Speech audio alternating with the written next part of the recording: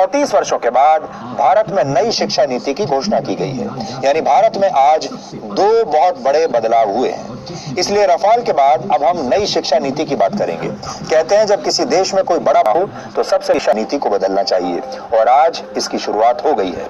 भारत सरकार के मानव संसाधन विकास मंत्रालय ने आज इस नई शिक्षा नीति की घोषणा की है। इसलिए आज हम आप सबको बताएंगे कि इससे देश के तमाम छात्रों, उनके परिवार और उनके माता पिता के जीवन में अब क्या क्या बदलाव आने वाले हैं।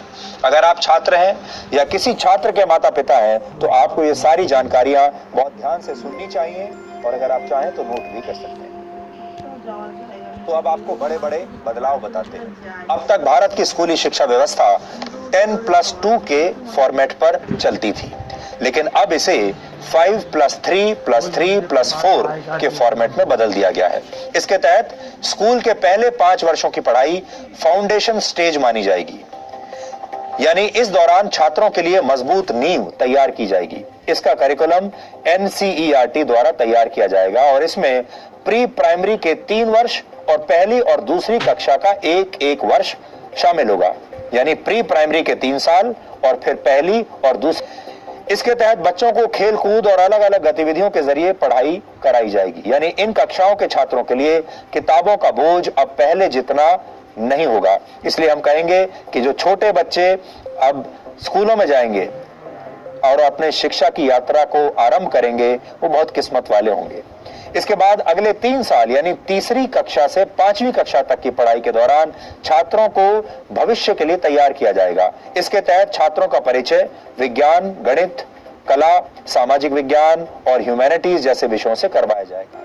इसके अगले 3 साल मिडिल स्टेज माने जाएंगे, और इसमें कक्षा 6 से लेकर कक्षा 8 तक के छात्र होंगे।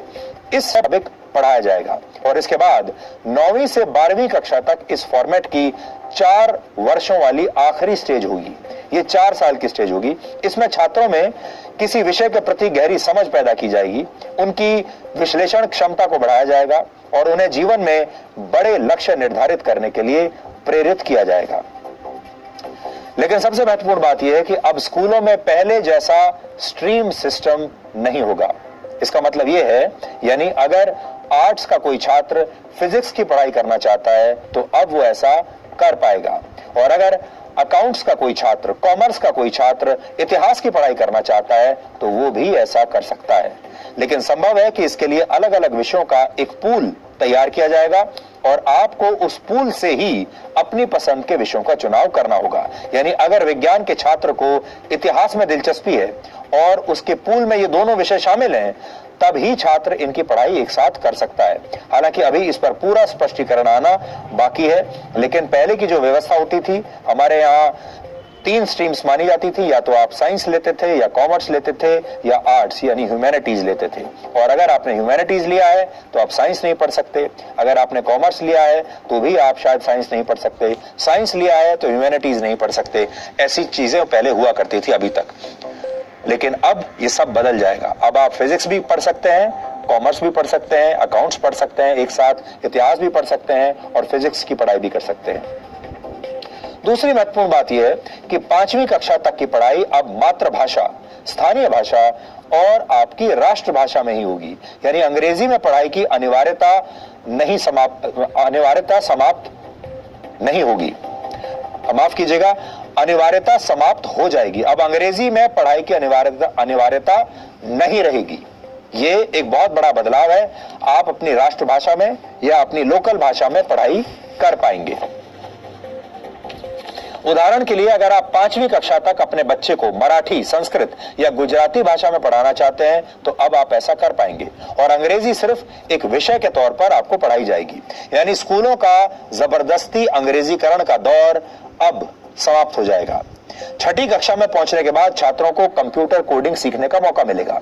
यानी अब भारत के छात्र चीन जैसे देशों की तर्ज पर छोटी उम्र में ही सॉफ्टवेयर और मोबाइल फोन एप्लीकेशंस बनाने की तकनीक सीख पाएंगे, और 6ठी कक्षा से ही छात्रों को इंटर्नशिप का भी मौका मिलेगा। यानी अगर किसी छात्र की किसी खास विषय में रुचि है और वो उसकी प्रैक्टिकल नॉलेज हासिल करना चाहता है तो वो इस विषय से जुड़ी इंटर्नशिप कहीं भी कर सकता है। उदाहरण के लिए अगर आपका बच्चा पेंटिंग करने का शौक रखता है तो वो किसी पेंटर के पास अब इंटर्नशिप के लिए जा सकता है। अगर आपके बच्चे को सॉफ्टवेयर में इंटरेस्ट है तो वो किसी सॉफ्टवेयर कंपनी में अब अपने स्कूल के दौरान ही इंटर्नशिप कर सकता है। 9वीं कक्षा से 12वीं कक्षा तक की परीक्षाएं अब सेमेस्टर के आधार पर होंगी।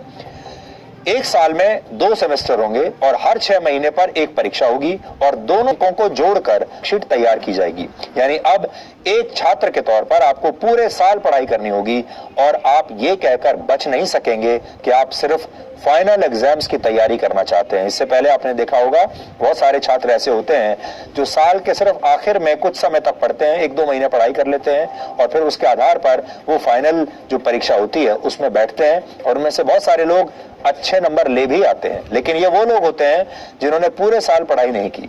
अब आपको पूरे साल पढ़ाई करनी पड़ेगी। इसके अलावा बोर्ड की परीक्षाओं को आसान बनाया जाएगा और इसमें छात्रों की क्षमता पर ज्यादा ध्यान दिया जाएगा। रटने की क्षमता नहीं, समझने की क्षमता पर ध्यान दिया जाएगा।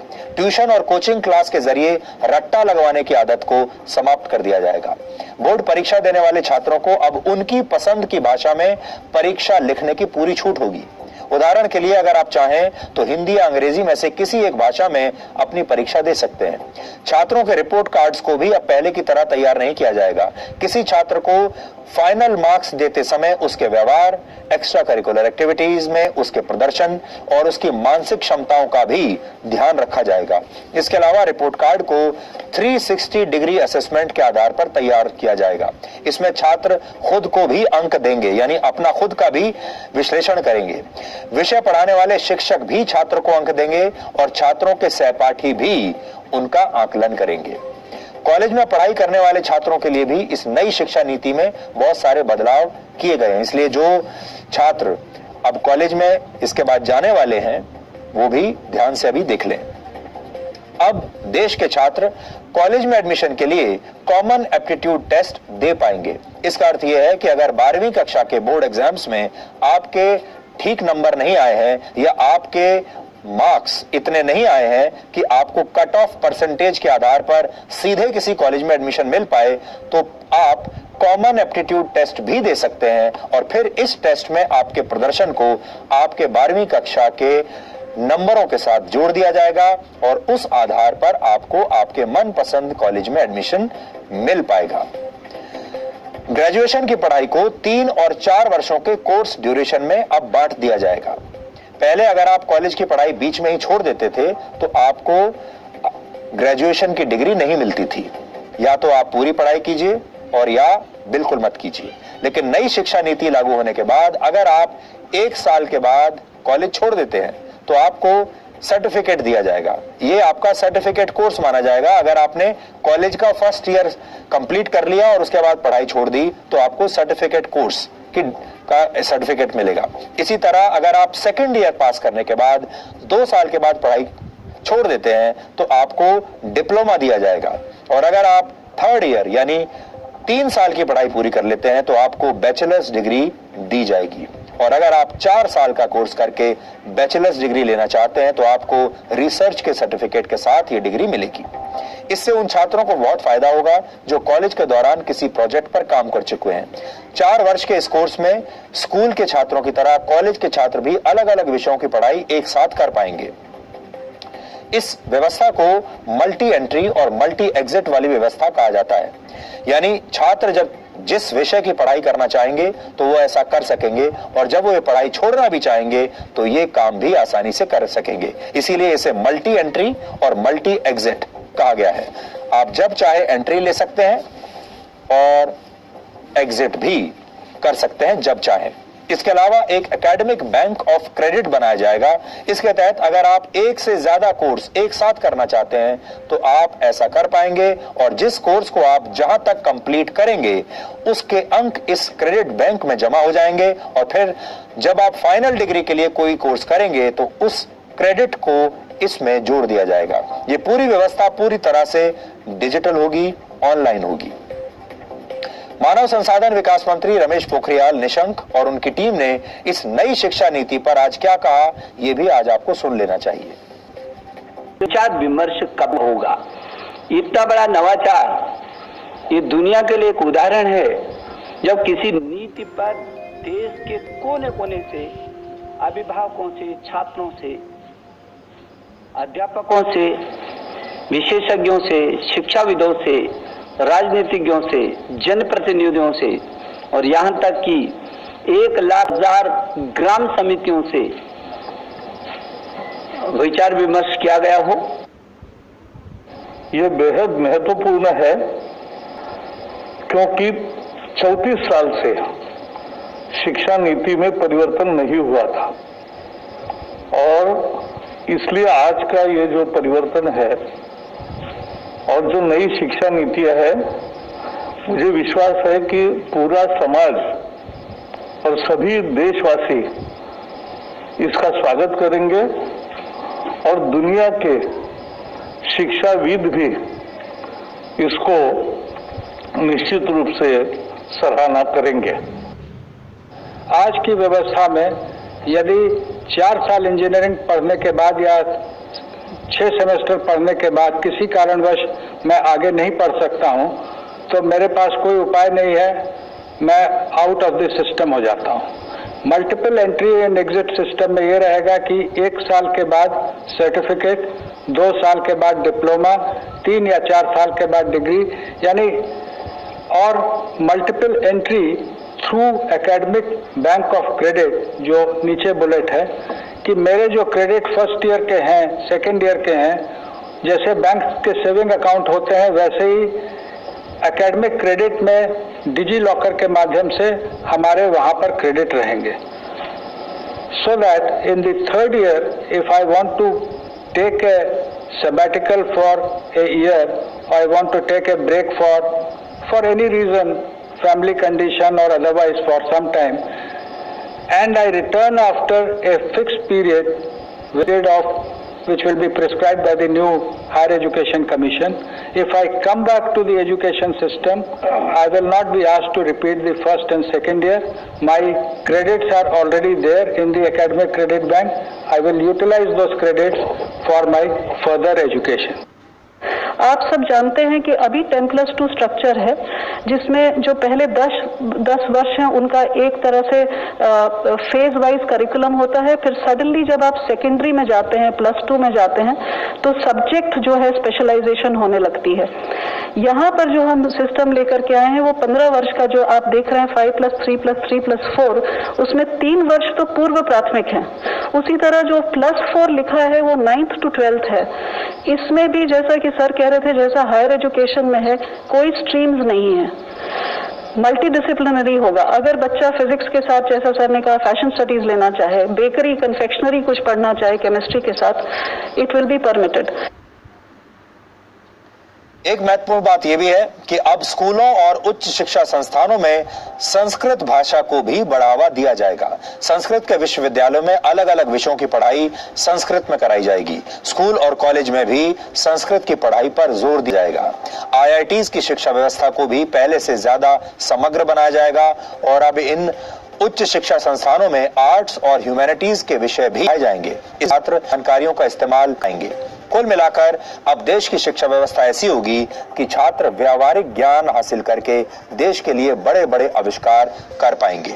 संगीत, कला और साहित्य को देश के हर कॉलेज में पढ़ाया जाएगा और अब उन पेरेंट्स को और छात्रों के लिए भी एक महत्वपूर्ण जानकारी है जो स्कूल और कॉलेज की फीस को लेकर हमेशा चिंतित रहते हैं। इसके तहत नए नियम निर्धारित किए जाएंगे और स्कूल और कॉलेज एक निश्चित फीस से ज्यादा पैसा आपसे नहीं ले पाएंगे। अब आप ये सोच रहे होंगे कि नई शिक्षा व्यवस्था, ये नई नीति लागू कब से होगी? तो यहां आपको बता दें कि इसके लिए जो बिल तैयार किया गया है उसका नाम है नेशनल हायर एजुकेशन बिल।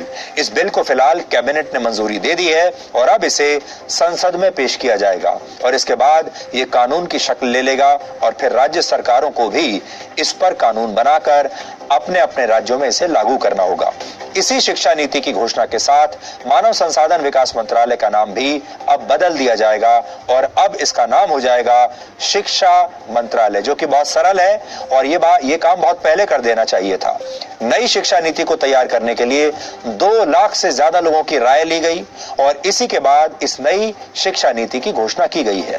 यह शिक्षा नीति वर्ष 2021 और 2022 के एकेडमिक सेशन तक लागू हो जाएगी। यानी आपका जो अगला एकेडमिक सेशन होगा, जो 2021 में शुरू होगा, वो इस नई शिक्षा नीति के साथ, नए नियमों के साथ लागू होगा। इस नीति की घोषणा आज शाम को ही हुई है, इसलिए हमारी टीम अब भी इसका विश्लेषण कर रही है, क्योंकि ये जो पूरी शिक्षा नीति है, इसे पढ़ने में अभी और बहुत समय लगेगा। इसकी बहुत सारी क्वेरीज हैं, हमारे मन में भी इसे लेकर बहुत सारे सवाल हैं। इसलिए हमारी जो टीम है, हमारे रिपोर्टर्स की टीम, हमारा न्यूज रूम और हमारे जो रिसर्च करने वाली जो टीम